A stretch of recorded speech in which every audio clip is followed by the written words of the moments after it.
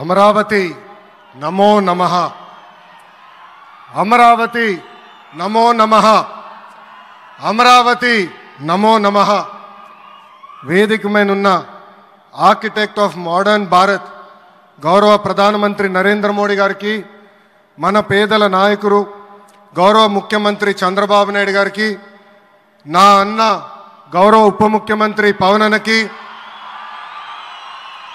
వేదిక పైన ఉన్న ఇతర గౌరవ పెద్దలకు, ప్రాణాలు సైతం లెక్క చేయకుండా అమరావతి కోసం పోరాడిన రైతులకు, ప్రజలకు నా హృదయపూర్వక నమస్కారాలు. ముందుగా పహల్గామ్ ఉగ్రవాద దాడిలో చనిపోయిన వారికి నేను నివాళులర్పిస్తున్నా. ఉగ్రవాదుల దాడిలో చనిపోయిన వారి కుటుంబానికి దేశం మొత్తం అండగా నిలబడుతుంది. పాకిస్తాన్ గీత దాటింది, అమాయకుల్ని చంపింది, చాలా పెద్ద తప్పు చేసింది. ఒక్క పాకిస్తాన్ కాదు, 100 పాకిస్తాన్లు వచ్చినా భారతదేశ నేలపై మొలిచిన గడ్డి కూడా పీకలేరు. 100 పాకిస్తాన్లకు సమాధానం చెప్పే ఒక్క మిసైల్ మన దగ్గర ఉంది. ఆ మిసైల్ ఏంటో తెలుసా? నమో గౌరవ ప్రధానమంత్రి నరేంద్ర మోడీ గారు. సింహం ముందల ఆటలు ఆడకూడదు, ఆడితే ఏమవుతుంది? మన సింహం నమో కొట్టే దెబ్బకి వరల్డ్ మ్యాప్లోనే పాకిస్తాన్ అని మిస్సింగ్ రావటం ఖాయం. ఈరోజు పాకిస్తాన్ ఆర్మీలో పనిచేసేవారు కొంతమంది రాజీనామా చేశారు, కొంతమంది సెలవులు పెట్టిపోయారు. దట్ ఈస్ మన నమో. నమో కొట్టే దెబ్బకి పాకిస్తాన్ దిమ్మ తిరుగుతాం ఖాయం. ఈరోజు నేను గర్వంగా చెప్పగలుగుతున్నా, ఎంటైర్ నేషన్ స్టాండ్స్ విత్ మన నమో. కేంద్రం ఈరోజు కులగణన చేయాలన్న నిర్ణయం తీసుకుంది. ఇది ఒక నిర్ణయం కాదు, ఇది ఒక సంచలనం. Wear others hesitated for decades, Namo acted, rewriting history with courage. True to his commitment to empower the marginalized and deprived, Namo's bold stroke will deliver social justice in its truest form. నమో గారికి ఆంధ్రప్రదేశ్ అన్న, అమరావతి అన్న ఎంతో ప్రేమ. ఇప్పుడు ఆయన ఢిల్లీలో ఎంత బిజీగా ఉన్నారో మనందరూ తెలుసు. ఆయన ఈ కార్యక్రమానికి వచ్చారు. 2024 ఎన్నికల్లో ప్రజలు ఎన్డీఏ ప్రభుత్వానికి 94 సీట్లు గెలిపించారు.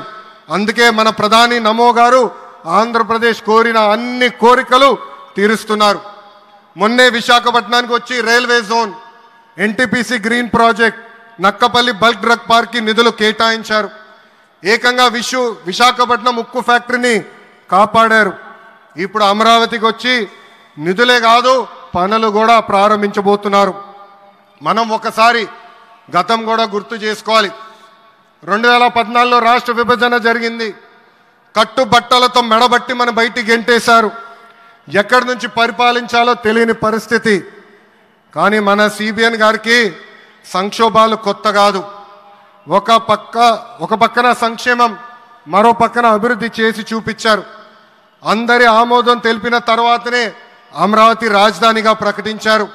రైతులు చేసిన త్యాగం వల్ల ఈరోజు అమరావతి ఏర్పడింది. ఒకే రాజధాని, అభివృద్ధి వికేంద్రీకరణ అనే ఎజెండాతో మన ప్రభుత్వం ముందరికెళ్ళింది. రాయలసీమను ఎలక్ట్రానిక్స్, ఆటోమోటివ్, రెన్యూవబుల్ ఎనర్జీ హబ్గా తయారు చేశాం. గోదావరి జిల్లాలో ఆక్వాని పెద్ద ఎత్తున ప్రోత్సహించాం. ఉత్తరాంధ్రలో ఐటీ, ఫార్మా కంపెనీలు కూడా ఆనాడు మనం తీసుకొచ్చాం. కానీ 2019 నుంచి 24 వరకు విధ్వంస పాలన మనం చూసాం. మన సిబిఎన్ పై ఉన్న వ్యక్తిగత కక్షతో అమరావతిని చంపేయాలని చూశారు. ఒక్క ఇటుక కూడా పెట్టకుండా 3 రాజధానులంటూ 5 సంవత్సరాలు గడిపేశారు. 8 ఏళ్ల పిల్లోడి దగ్గర నుంచి 80 సంవత్సరాల వృద్ధుడి వరకు జై అమరావతి అంటూ జెండా బతుకుని రోడ్డు పైకి వచ్చి ధర్నాలు చేస్తాం, పోరాటాలు చేస్తాం, మనందరం చూసాం. జై అమరావతి అన్నందుకు రైతులకి సంఖ్యలు వేశారు.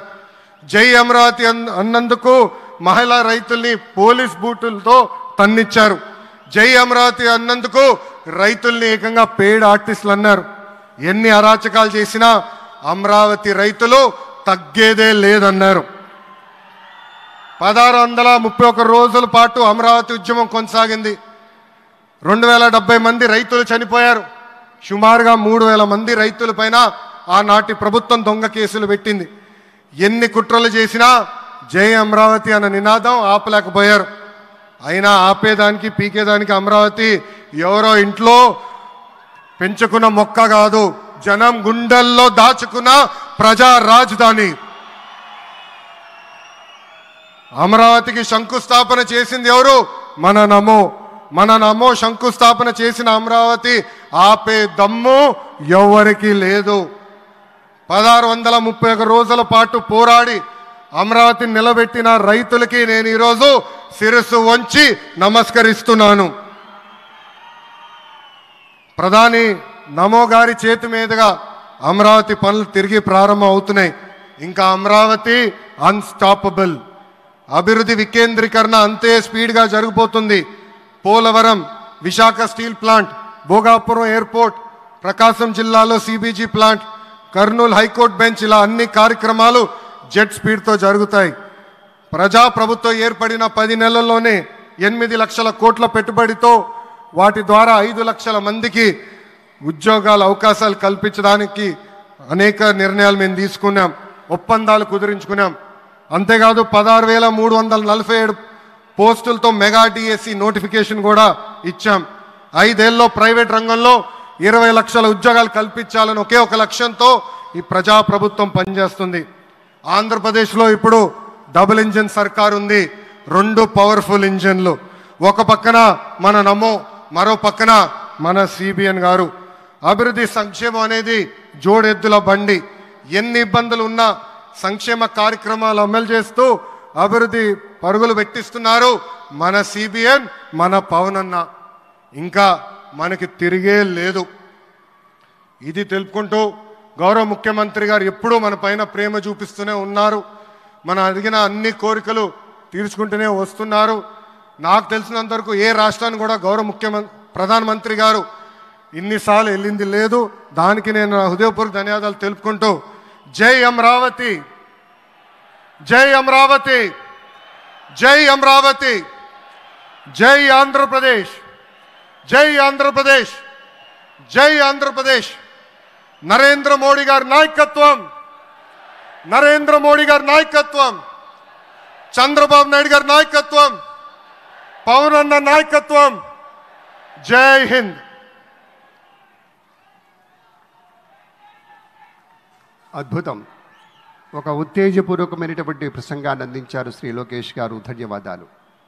ఇక తదుపరి తెలుగువారి గుండెల్లో, ఆంధ్రుల హృదయాల్లో చిరస్థాయిగా నిలిచిపోయేటువంటి ఒక నాయకుడు